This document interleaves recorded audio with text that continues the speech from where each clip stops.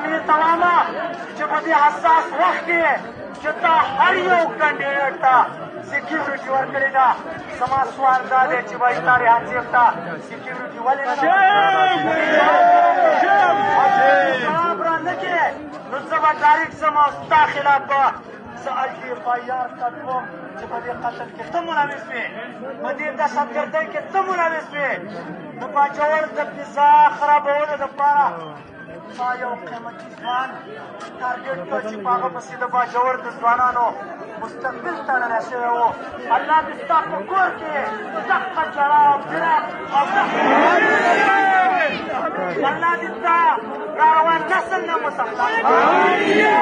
رسونه وکړه ځکه دا د برداشت قابل نه دی خو لږ د حوصلې نه کار والی